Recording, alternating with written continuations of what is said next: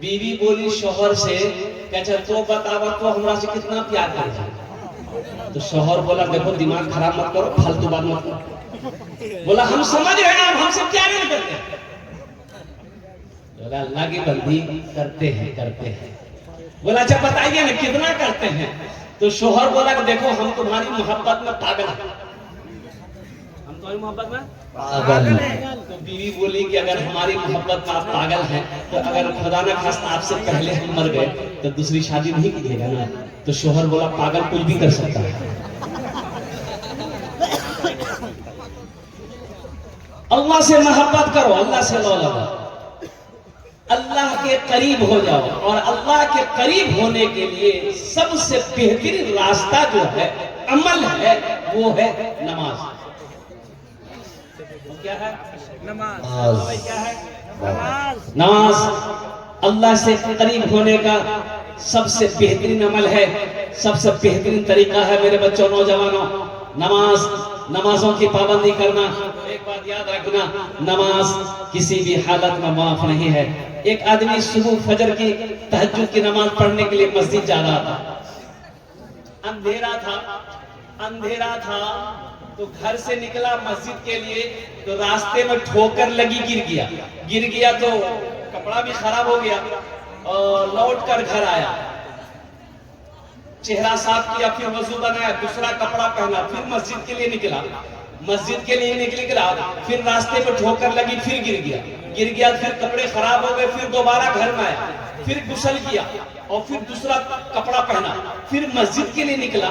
जैसे ही घर से बाहर कदम रखा, देखा एक आदमी चिराग लेके खड़ा है। बोले रे तू के रे? बोला चलिए मस्जिद पहुंचा दे रहे हम। मस्जिद, उस रोशनी में ये आदमी मस्जिद पहुंचा, नमाज अदा किया, देखा वो आदमी चिराग लेके मस्जिद के दरवाजे पे खड़ा है। मस्जिद से नमाज पढ़ के आदमी निकला, फिर चिराग दिखाते हुए घर पहुंचाया।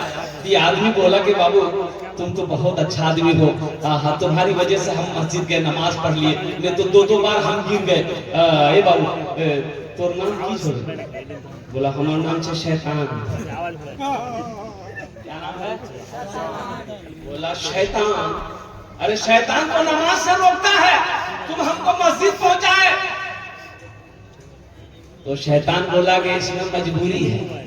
दरअसल बात यह है कि पहली मर्तबा जब आप घर से निकले, आपको ठोकर लगी, गिर गए, तो फिर लौट कर आप आए, तो आपके गिरने की वजह से अल्लाह ने आपकी सारी जिंदगी के गुनाहों को माफ कर दिया।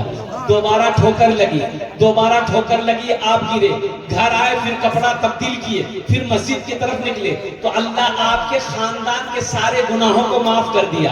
अब तीसरी मर्तबा आप मस्जिद के लिए निकले, हम सोचे कि अगर अब की बार गिरे तो कहीं अल्लाह पूरे मोहल्ले के गुनाह ना माफ कर दे, इसलिए हम सोचे कि किसी का गुनाह माफ ना हो, तुम नमाज पढ़ लो। तबीयत गम से घबराए,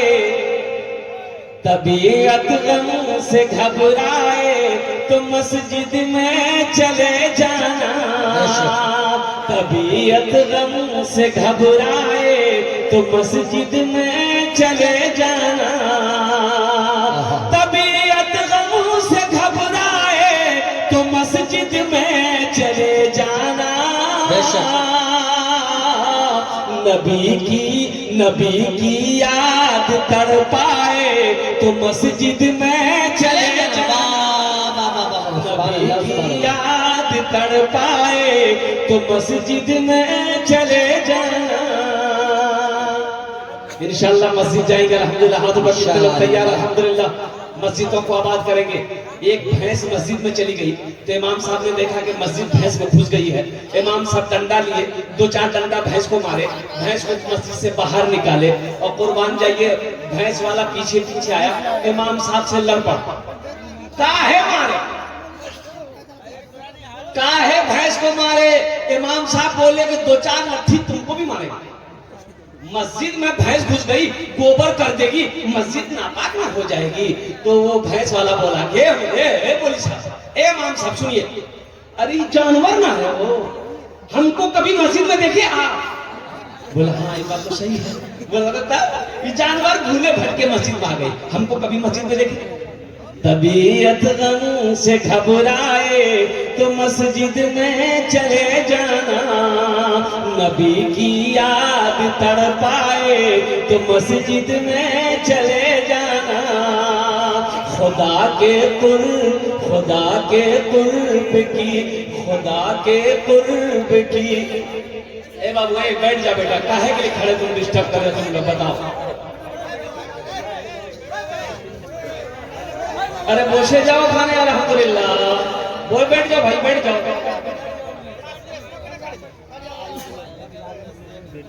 एरकम जलसा हो या खाने की और बोसे भाई। अरे खुदा के कुर्ब की लज्जत अगर महसूस करनी हो, खुदा के कुर्ब की लज्जत अगर महसूस करनी हो, खुदा के कुर्ब की लज्जत अगर महसूस करनी हो, अज़ां कानों में जब आए, अज़ां कानों में जब आए तो मस्जिद में चले जाना। अज़ां कानों में जब आए तो मस्जिद में चले जाना।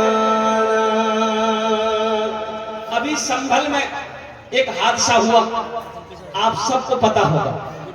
हमारे 5 बच्चे शहीद हो गए मस्जिद में।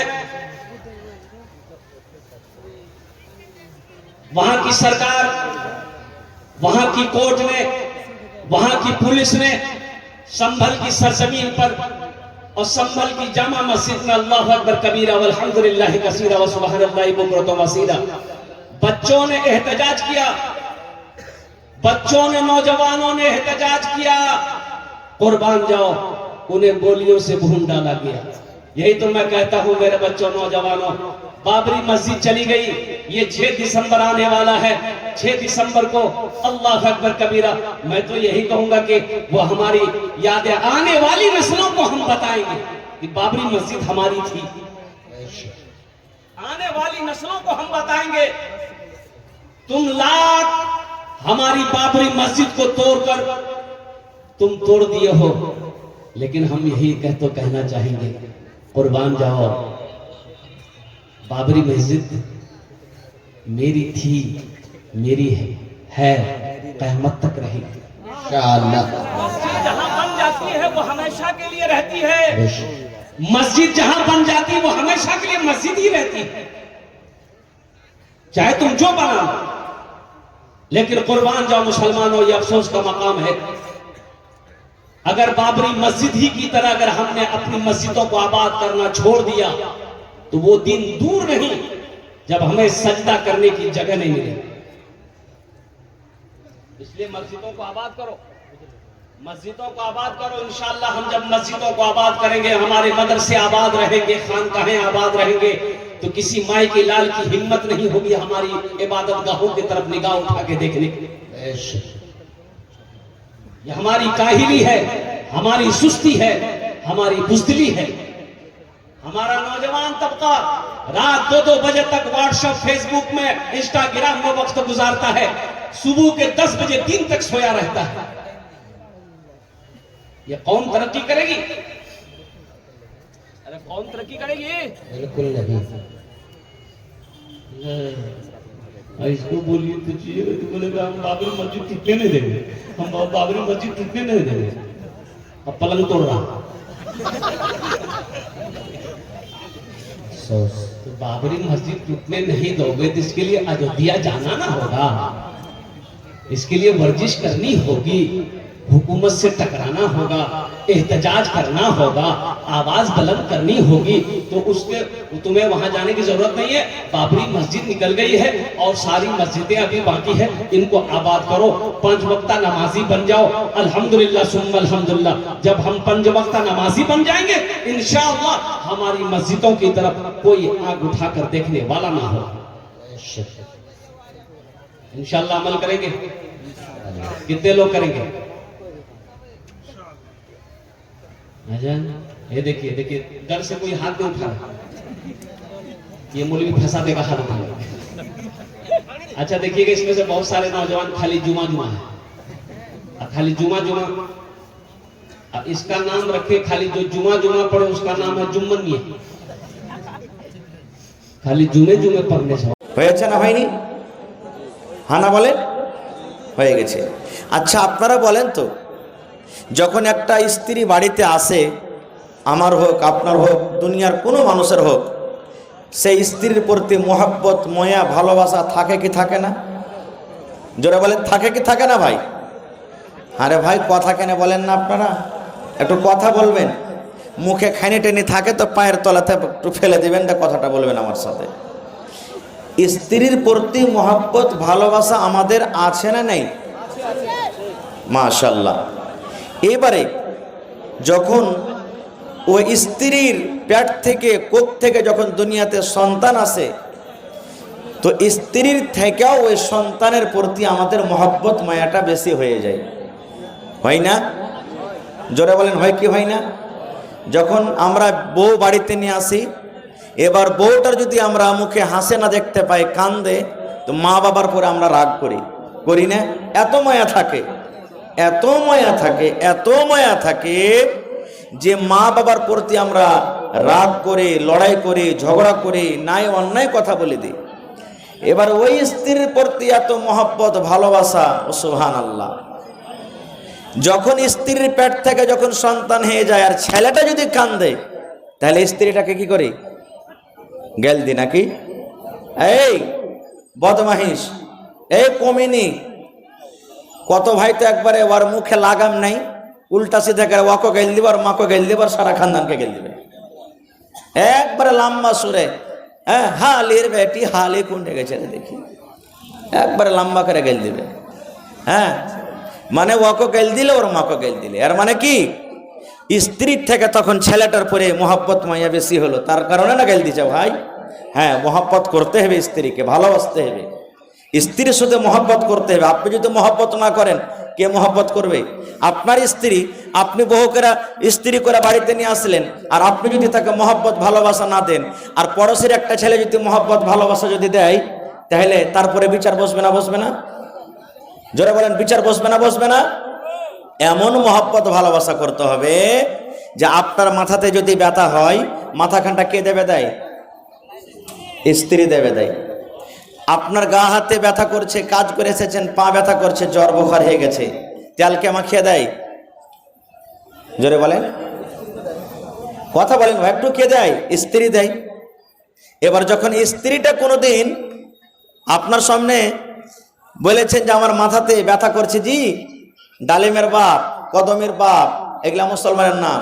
ডালিমা, কদমে, হদলু, বদলু, পেয়ারা, কালনি, কালঠি, এই মুসলমানের নাম এগুলা। পিঙ্কি, রিঙ্কি, চিঙ্কি, পিঙ্কু, টিঙ্কু, চিঙ্কু, এগুলা মুসলমানের বেশিরভাগ নাম রাখে, যেগুলা শরীয়তে কোনো নাম নয় এগুলা। তো আপনাকে বলি, কোনদিন এই মজলিসের মধ্যে একটা লোক হাত তুলে এরকম ভাবে দেখাতে পারবেন যে মাওলানা আমার স্ত্রীকে আমি আমার জীবনে ওকে মাথাতে কিংবা গা হাতে তেল মেখে পা হাত টিপে দিয়েছি? এরকম কেউ আছে? নেই। যদি আছে তো বলবে না, কারণ যদি আছে তো শরম লাগবে, হাত তুলিয়েন না, না তো তখন ওকে রাগাইবে। কি কে রাগাইবে? ইসলাম মাইয়ার ভাড়ুয়াবে, দেখ দেখ দেখ দেখ, এই মাইয়ার ভাড়ুয়াই এক নম্বর কার। এরকম ভাবে লোকেরা তাকে রাগাইবে, কথা বলবে।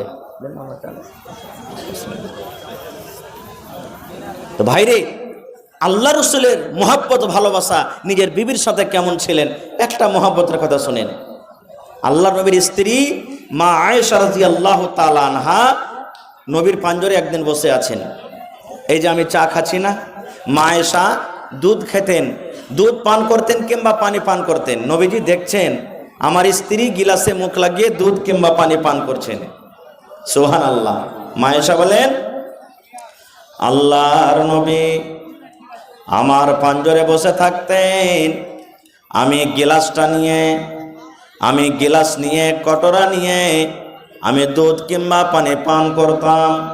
দয়ার নবী আমার দিকে দেখতেন, আমার বিবি আয়েশা গিলাসের কোন জায়গাতে মুখ লাগায়ে পানি পান করেন, দুধ পান করেন। মা আয়েশা বলেন, ওই দুধ পান করতে করতে কিংবা পানি পান করতে করতে যখন আমি ওই কাটোরাকে, ওই গিলাসটাকে আমি রেখে দিতাম, হয়তো কিছু দুধ এখনো আছে, পানি বেঁচে আছে, আল্লাহর নবী ওই গিলাসটাকে নিয়ে নিতেন। মা আয়েশা নিজে বলেন, যেই জায়গাতে আমি ঠোঁট লাগাই, মুখ লাগাই আমি পানি পান করতাম, দয়ার নবী ওই গিলাসটাকে নিয়ে যেই জায়গাতে আমি মুখ লাগাই পানি পান করতাম, দয়ার নবী ওই জায়গাতে মুখ লাগাই পানি পান করতেন। দেখেন কতখানি মহব্বত, ভালোবাসা। শুধু তা নয়, মা আয়েশা আরো বলেন, আমি গোশত ছিঁড়ে ছিঁড়ে খাই, হাড্ডিকে আমি কামড় দিয়ে দিয়ে দিয়ে খাই। নবী আমার দেখছেন, আমার বিবি আয়েশা গোশতের কোন জায়গাতে দাঁত লাগায় কামড় দেয়, গোশতের কোন জায়গাতে কামড় দিয়ে দিয়ে দিয়ে দিয়ে খায়। মা আয়েশা রাদিয়াল্লাহু তাআলা আনহা বলেন, আমি ওই খেয়ে যখন ওই পিসটাকে থালাতে রেখে দিলাম, দয়ার নবী পিসটাকে উঠিয়ে নিতেন, আর ওই পিসটাকে উঠিয়ে নেওয়ার পর যেই জায়গাতে মা আয়েশা বলেন আমি দাঁত দিয়ে কামড় দিয়েছি, দয়ার নবী ওই জায়গাতে মুখ লাগাইয়া কামড় দিতেন। নারে তাকবীর! কেমন মহব্বত, ভালোবাসা দেখেন। আর এই জামানার আমার কোনো ভাই ভাত খেতে খেতে যদি খালি থালতে চেটে বেশি হয়ে যায়, আর ওর স্ত্রীর গাটাকে বলে যে হালেমার মারে ভাত কোটা আর পারলাম না, তুই খেলে, তো মা খালারা কি বলবেন, এ বেটি হালেমা, ওই ছালি মুরগিটাকে দিয়ে তো ভাত কোটা তোর বাপের, দিয়ে ভাত কোটা দিয়ে খালে ভরা, খালে সুতা খাইতে পারবে না, তেলিবে কেনে, পেটা আটে না তো, পুঁটা পড়া কাঞ্জিরা ভাত কে খাইবে? আর এই দেখেন নবীর মহব্বত, ভালোবাসা দেখেন, আর আমাদের মহব্বত, ভালোবাসা দেখেন। সুবহানাল্লাহ। ভাই মুসলমান, মহব্বত ভালোবাসা করতে হবে, কিন্তু বিবি বাড়িতে আছেন, মা বাবাও বাড়িতে আছেন। সুবহানাল্লাহ। এবারে মা বাবার যেটা হক আছে, ওই হকটাকে না দিয়ে বিবির সাথে শুধু মহব্বত ভালোবাসা করবেন, এটা শরীয়ত পছন্দ করে না। একটা ঘটনা বলি আপনাদের সামনে। হযরত ইব্রাহিম আলাইহিস সালাম, হযরত ইব্রাহিম আলাইহিস সালাম বেটা ইসমাইলের বাড়িতে ঘুরতে গেলেন। আমরা যেমন বেটার বাড়িতে ঘুরতে যাই, বেটা হয়তো এ গ্রামে আছে, মা বাপ অন্য গ্রামে আছে, এরকম হয় কি হয় না? তো বেটার বাড়ি ঘুরতে গেলেন, তো যেই টাইমে ঘুরতে গেলেন, বেটার বাড়ি বেড়াইতে গেলেন, ওই টাইমে কিন্তু ইসমাইল নবী বাড়িতে নেই, শিকারি গেছেন, মাঠে কামে কাজে গেছেন। বহু কিন্তু চিনে না যে এটা হলো আমার শ্বশুর। সালাম দিলেন, বাড়িতে ঢুকলেন, বসতে দিলেন। ইব্রাহিম নবী বলছেন, মা তোমার স্বামী ইসমাইল কই? বলছে শিকারিতে গেছেন, মাঠে কাম কাজে গেছেন। কেমন আছো তোমরা? কিভাবে তোমাদের সংসারটা কাটে? তো বহু নাশুকরি করেছেন। নাশুকরি কি জানেন? ভালো জীবনটা কাটে না, কখন খেতে পাচ্ছি কখন পাই না, জামাই লোকের কথা। মহিলারা এত নাশুকরি, এত নাশুকরি, দেখবেন ওর নাশুকরিটা দেখবেন, যখন কোনো ভাইয়ের বিহা লাগবে, আলমারিতে গদরেজে 3 খান 4 খান 1000-1500 টাকা দামের কাপড় ভরা আছে, আর যখন বিহা লাগবে 2 দিন আগে বলবে, ডাবলুর বাপ কি হয়েছে জি, আমার হদলার যে বিহাটা লাগলো, তো কাল কি পিন্ধে যাবো বিহা খেতে? দেখেন 3 খান কাপড় ভরা আছে আলমারিতে, আর বলবে যে কি পিন্ধে যাব। আর ওই নতুন কাপড় পিন্ধে তখন যাবে বিয়েকে দেখাইতে, বহুনুকে দেখাইতে যাবে, অন্য বাড়িতে দেখাইতে যাবে। আর যে বেচারি কষ্ট করে এত রোদে বাতাসে ঠান্ডাতে কষ্ট করে ওকে কাপড় খান কিনে দিলে, আর ওর সামনে এমন ছেঁড়া কাপড় পিন্ধে থাকবে যে মনে হয় 4 হাত দূর থেকে আসতে গেলে কবে হটটি দূরে থাকিস না আমার পাঞ্জরে, এমন দুর্গন্ধ করবে। তো নাশুকরি করে দিলেন। এবার হযরত ইব্রাহিম আলাইহিস সালাম ওই নিজের বহুকে বলছেন, কিন্তু বহু জানে না এটা হলো আমার শ্বশুর। কে বলছেন?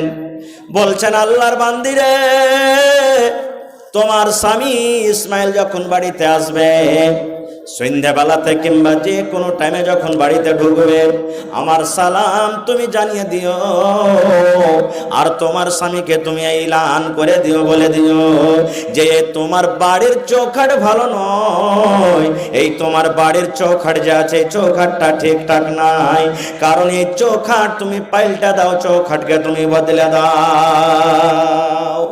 তোমার স্বামী যখন বাড়িতে আসবে আমার সালাম দিয়ে দিও, আর ওকে বলিও যে এই বাড়ির চৌখাটটা যেন বদলে লাই। সুবহানাল্লাহ। হযরত ইসমাঈল আলাইহিস সালাম বাড়িতে ঢুকলেন, বিবিকে বলছেন আমার বাড়ি থেকে এসেছিলেন নাকি? না। তো হ্যাঁ, একটা বুড়া মানুষ বাড়িতে এসেছিলেন। কি বলেছেন? বলছে স্বামী গো, আপনার কথা বলেছেন যখন বাড়িতে আসবে আমার সালামটা তাকে জানিয়ে দিও, আর এই কথাটা বলে দিও এই বাড়ির চৌখাট ভালো নয়, এই দয়া করে যেন ইসমাইল এই চৌখাটটাকে পাল্টে দেয়। যখন কথাটা বললেন সুবহানাল্লাহ, হযরত ইসমাইল আলাইহিস সালাম বলছেন বিবি রে, যে বুড়া লোকটা আমার বাড়িতে এসেছিলেন সে কোনো অন্য মানুষ নয় রে, অন্য কোনো লোক নয়, সেটা হলেন আমার আব্বাজান, সেটা হলেন আমার আব্বাজান, সেটা হলেন আমার আব্বাজান ইব্রাহিম নবী খলিলুল্লাহ, সেটা হলেন আমার আব্বাজান। এই আমার ভালোবাসা বিবি শুনে নাও, তোমার ব্যবহারে, তোমার চরিত্রতে, তোমার আখলাকে আমার আব্বাজান খুশি হয়নি, আমার আব্বাজান নারাজ হয়ে গেছেন, তোমার চরিত্রটা আমার আব্বাজানকে ভালো লাগেনি, এই জন্য আমাকে আদেশ করেছেন যে এই বাড়ির চৌখাট পাল্টে দিও। চৌখাট বলতে বিবিরে তুমি, তোমাকে তালাক দেওয়ার কথা আমার আব্বাজান বলে গেছেন। বাড়ির চৌখাট হলে তুমি, তোমাকে তালাক দেওয়ার কথা বলেছেন, যাও তোমাকে তালাক দিয়ে দিলাম, তুমি বাপের বাড়িতে চলে যাও। এই দেখেন সুবহানাল্লাহ, কেমন ছিলেন বাপ আর কেমন ছিলেন বেটা, যে বাপ বেটার কথা শুনে নিলেন আর বুঝে নিলেন যে চৌখাটের মানে কি, আল্লাহুস সামাদ। আর আমাদের বাপ বেটার রিশতা, মোহব্বত, ভালোবাসা কেমন জানতে পারছেন। তাই তো কবি বলছেন বাপ কা বেটা সরস কা ঘোড়া কুছ নাই তো থোড়া থোড়া। বাপ যেমন হবে বেটা তেমন হবে। গ্রামের যদি মোড়ল ভালো হয় ওর পর্যা ভালো হবে, দেশের রাজা ভালো হয় পর্যারা ভালো হবে। বাপ ভালো হতে গেলে অবশ্যই বেটারা ভালো হবেন, বেটারা ভালো হবে না, খারাপ হবে কিন্তু সবই খারাপ হবে না। যেমন একটা গল্প বলছি, হাদিস কোরআনের কথা নয় এটা, হাদিস কোরআনের এটা কথা নয়, এটা একটা গল্প বুঝার জন্য বলছি। একটা ছেলে রাস্তা দিয়ে হাঁটছে, হাঁটতে হাঁটতে হাঁটতে হাঁটতে দেখেন যে আপনার লাভা স্টেশন নাকি, লাভা স্টেশনে একটা দোকানে খুবই ভিড়, নাস্তার দোকানে খুব ভিড়, এত ভিড় যে দোকানদার মানে আরাম পাই না যে কখন আমি আরাম করবো, এত ভিড়। ছেলেটা পড়ালেখা ছেলে, ব্যাগ ঘাড়ে আছে। একটা লোককে বলছেন যে হারে ভাই দোকানে ভিড় কিসের হয়েছে? বলছে বলিস না রে ভাই, এই দোকানে লিট্টির ভিড়, লিট্টি এত বলছে, লিট্টি বুঝেন তো, সামোসা লিট্টি, লিট্টি যেটা হয়। বলছে ভাই লিট্টি এতই দোকানের ভালো যে ও বিক্রি করে ওর করতে পারে না। ছেলেটা বলছে যে তাহলে আমিও খেয়ে দেখি কখন আসবো না আসবো। লিট্টির দোকানে ঢুকেছে, ঢুকে বেঞ্চ টেবিলে বসে বলছে যে লিট্টিওয়ালা ভাই আমাকে একটা লিট্টি গেলা দাও তো। যারা হুঁশিয়ার মানুষ, পড়ালেখা বুদ্ধিজীবী মানুষ, খানা খাওয়ার আগে দেখবে যে খানাটা কেমন, কিছু নাই তো খানাতে। এবার যেমনই লিট্টিটা তার সামনে দিয়েছে ভাই, এবার লিট্টিটাকে যেমনই ভেঙেছে দেখছে এখানটা চুল পেয়েছে, তো ওরকমটা কি পেয়েছে, চুল পেয়েছে। তখন বলছে ছেলেটা যে ভাই কেমন লিট্টি দিলি রে ভাই, পাল্টে দে না, অন্য লিট্টি দে, এতে চুল আছে। ওই থালাটাকে হটিয়ে অন্য আর একটা থালাতে আর একটা লিট্টি দিয়েছে। দেখছে তো অত এখানটা এত বড় চুল লেগে আছে, এর মাথা খারাপ। বলছে হ্যাঁ রে ভাই ভালো লিট্টি গেলা দেনা রে ভাই, কেমন তুই লিট্টি দিছিস, এতেও যে চুল আছে। থালাখানটাকে হটিয়ে আবার একটা লিট্টি দিয়েছে, দেখছে তো অত এখানটা চুল লেগে আছে। এই ছেলেটা বলছে শালা আর ফ্যাক্টরি দেখবো, ই কোন ফ্যাক্টরিতে লিট্টি হয় যে যেটাই পাচ্ছি ওইটাতেই চুল পাচ্ছি। আর সব মানুষেরা তো নিজের ধনে আছে, খেয়ে চলে যায়, খেয়ে চলে যায়। গরমের টাইম ভাই এক পা দু পা করে হাঁটতে হাঁটতে হাঁটতে ভিতর দিকে চলে গেছে, যে জায়গাতে লিট্টি কড়াইতে হয় চলে গেছে। যাওয়ার পর দেখছে গরমের টাইম, গরমের সময় লিট্টি যে বানায় একটাই মাত্র গাঞ্জি গায়ে দিয়ে আছে, এমনে রস চুইছে, এমনে রস চুইছে, রস মানে পাসিনা ঘাম চুইছে একবারে, কিছু কড়াইতে পড়ে গেছে, পড়বে না কত মুজবে। এবারে দেখছে তা আশেপাশে আর কেউ মানুষ নেই, একটাই কিন্তু ওই লোকটা আছে। লোকটা যে আছে তো ওর এখানটা হাত কিন্তু ঠোঁটটা, হাত না এখান থেকে কাটা হাত, একটা হাত ভালো আছে আর একটা হলো ঠোঁটটা। আচ্ছা আপনারা বলেন তো, লিট্টি গোল হয় না লম্বা হয়? তো গোল করতে গেলে দু হাতের দরকার আছে না এক হাতের দরকার আছে? দু হাত লাগবে না লাগবে না? এই ছেলেটা মনে মনে বলছে যে হবে ইয়ার হাত এখানটা কাটা আছে ঠোঁটটা হয়ে, আর এখানটা হাতে লিট্টি গোল কেমন করে করছে, কিভাবে গোলটা করছে দেখছি কি কেমন ভাবে লিট্টি করছে। আটা সানা আছে ভাই, তেল যখন গরম হয়ে গেছে আব লিট্টি ছাড়বে, একটুখানি আটা লিয়ে বগলটাকে উঠিয়ে মারছে দেবো না তেল ছাড়ছে, একটুখানি আটা লিয়ে ওপরে বগলটাকে মারছে দেবো না তেল ছাড়ছে।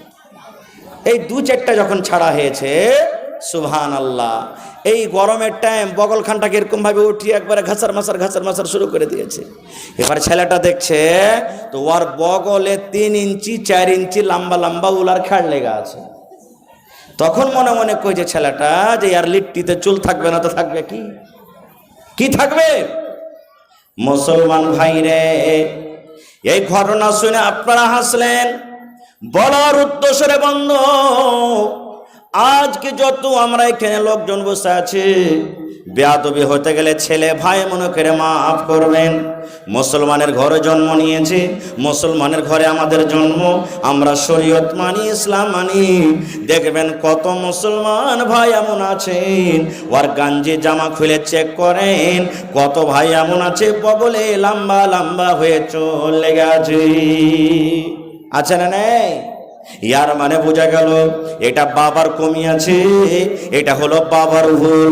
ওই বাবা এই ঘাসিয়াঘাট মাদ্রাসা, এই মাদ্রাসার মতন যদি মাদ্রাসাতে যদি ছেলেরাকে দিত, আমার মৌলানা যে বসে আছেন সভাপতি সাহেব, এরকম মৌলানার হাতে যদি ছেলের হাত কান ধরিয়ে দিত, ওই ছেলেটা নবীর হাদিস পড়তো, ওই ছেলেটা কোরআন পড়তো, ওই ছেলেটা শরীয়ত পড়তো, আর ওই ছেলেটা জানতো যে বগলে লম্বা করে চুল রাখতে হয় না। আল্লাহর নবী বলেছেন, উম্মত তোমার যখন কুনি বড় হয়ে যাবে, 8 দিন 10 দিনে তুমি কুনিকে কেটে কেটে ছোট করে নাও, এই মোচটাকে তুমি কেটে ছোট করো, এই দাড়িগুলাকে তুমি বড় করে দাও, আর বগলে তোমার যে চুল হয়েছে এই 15 দিন 20 দিনে 10 দিনে তুমি চুলগুলাকে সাফ করে নাও। নবী বলেছেন, উম্মত রে, নর হোক কিংবা নারী হোক, নাভির তলাতে নাভির নিচেতে সারামগার গোড়াতে যে চুলগুলা হয়, লজ্জাস্থানে যে চুলগুলা হয়, 40 দিনের আগে আগে কেটে আপনাকে সাফ করতে হবে। যদি 40 দিন পার করে যায় আর আপনি যদি চুলগুলাকে সাফ না করেন, আপনার দ্বারাতে পাপ হয়ে যাবে, গুনাহ হয়ে যাবে। নারে তাকবীর! কেন বললাম যে এখানে বাপের ভুল আছে, বাপের দোষ আছে। দেখবেন আগেকার মায়েরা খালারা আল্লাহর রহমত এখন মেলা কিছু সহি কাজে আমরা করছি বা সুধরে গেছে। 10 বছর 15 বছর যত বাপজি পিন্ডালে মায়েরা খালারা আছেন, দেখবেন ছেলেরা যখন আইগিনাতে পেশাব করতে রাতের বেলা তিনি যেত, তখন ওরা একটা দোয়া শিখাইতো। ছেলেটা ঢুলছে, চোখ ঢুলমুল করছে, উল্টা পড়ছে সাইডে, এবার ছেলেটাকে মা মারতো কাকে এক হুড়া, আর বলতো রে মোর বেটা মরা, দোয়া পড় না, বিছানে কেন মুচ্ছিস? কি দোয়া শিখাতো জানেন? 1 বাত্তা 2 বাত্তা 3 বাত্তা, ঘর সত্তা বাহির মত্তা, শেখাতো না? শেখাতো না? 1 বাত্তা 2 বাত্তা 3 বাত্তা, ঘর সত্তা বাহির মত্তা। এই মুসলমান, ওই মা যদি জানতেন, ওই মা যদি পড়ালেখা হতো, ছেলেরাকে 1 বাত্তা 2 বাত্তা জীবনে শেখাতেন না। মা বলতেন, আব্দুল্লাহ রে, আব্দুর রহমান, খালেদা, জায়েদা, হালেমা বেটিরে শোন, আল্লাহর নবী বলেছেন যখন তোমার পেশাব পায়খানার দরকার হবে, পেশাব পায়খানাতে বসার আগে আগে তোমাকে একটা দোয়া পড়িতে হবে। কি দোয়াটা? বিসমিল্লাহি আল্লাহুম্মা ইন্নী আউযু বিকা মিনাল খুবুসি ওয়াল খাবাইস। এটা না দোয়া? এটা না দোয়া? হ্যাঁ, সবাই জানি না এটা দোয়া, জানি না। এই দোয়া থেকে দৌড়াচ্ছি। কত লোককে ভাই দেখেছি দাঁড় হয়ে পেশাব করছে, এদিকে সিগারেট টানছে, তাও সিগারেট টানছে, বিড়ি টানছে, গল্প করছে। কত ভাইকে দেখেছি। ভাইরে, আমি কথাটাকে ওদিকে না দিয়ে লাইনে আসি যে মা বাপ যেমন হবে, ছেলেটা কত ভাইকে দেখবেন এই কথাটা বলবে, ওর যখন ব্রেন টনিক খাওয়ার মনে হবে, ব্রেন টনিক বুঝেন তো? জি না, ব্রেন টনিক ইয়ার নাম হলো, যাকে আমরা খাইনি বলি, ইয়ার নাম আমি ব্রেন টনিক রেখেছি। লিভার টনিক হয়, মেলাই টনিক হয়, ব্রেন টনিক। দেখবেন ভাইরা যারা খাইনি খেয়েছে না, এর ব্রেন কাজ করবে না, আবার লিয়ে এক চুটকি তখন দেখছি কাজ কেমন করে হয়েছে, দেখছি, এর নাম ব্রেন টনিক। কত ভাইকে দেখবেন ছেলেকে বলবে, নিজের সন্তানকে বলবে, এই আব্দুল্লাহ লাগা তো একবার দে, মশলা মালপানি গেলা লাগা একবার। কত ভাই বলবে, বেটারে ওই কোঠির ওপরে শিকার ওপরে বিড়ি থাওয়া আছে, একটা ধরিয়ে লিয়ে তো। ছেলেটা বিড়ি ধরাইতে পারে না, আব্বাজি কেমন করে ধরবে, আগুন নাই, দের শালার খ্যাপা, তোর হুঁশ বুদ্ধি কিছু নাই, এক টান দেনাবে আপনি ধরবে। এই যে দেখেন ভাই, ছেলেরাকে যদি এরকম আপনি ছোট থেকে এরকম যদি জ্ঞান বুদ্ধি দেন, ওই ছেলেটা বড় হয়ে আপনার মতন হবে না? হবে না? জোরে বলেন, হবে না? হবে না? ভাই মুসলমান, আল্লাহ বাচ্চারাকে কোনোদিন ছেলের কথা বলবো রে ভাই। আল্লাহ রাব্বুল আমিন পাক পবিত্র কিতাব কোরআনে বলেন, ওয়া কাযা রাব্বুকা আল্লা তা'বুদু ইল্লা ইয়াহু ওয়া বিল ওয়ালিদাইনি ইহসানা। আল্লাহ রাব্বুল আলামিন ফয়সালা করে দিয়েছেন। কে ফয়সালা করে দিয়েছেন? আরে দুনিয়ার মানুষ, তোমরা এক আল্লাহর পূজা করো, এক আল্লাহর তোমরা ইবাদত করো, এক আল্লাহর বান্দেগি করো। এবার আল্লাহ রাব্বুল আলামিন বলেন, বান্দারে আল্লাহর ইবাদত বান্দেগি করার পর ওয়া বিল ওয়ালিদাইনি ইহসানা, তোমরা মা বাবার সাথে তোমরা ভালো ব্যবহার করো। মা বাবার সাথে ভালো ব্যবহার করো। প্রথমে আল্লাহর ইবাদত, দ্বিতীয় নম্বরে মা বাবার সাথে ভালো ব্যবহার। কখন ভালো ব্যবহার করতে হবে? কখন মা বাবার আপনার ব্যবহার খিদমতের দরকার? আপনার আব্বা খাটতে পারছেন, দোকানদারি করতে পারছেন, মাঠে চাষ করতে পারছেন, তখন যদি তার ইবাদত, তখন যদি তার খিদমত না করেন, তার কিছু যায় আসে না, কারণ খাটতে পারে। কিন্তু আপনার সাহারা, আপনার দরকার কখন? আপনার আমার আব্বার যখন অচাল হয়ে যাবে, খাটতে পারবে না, ওর পকেট খরচা আর জুটে না, দোকানে যেতে পারে না, চাষবাস করতে পারে না, তখন দরকার পড়বে।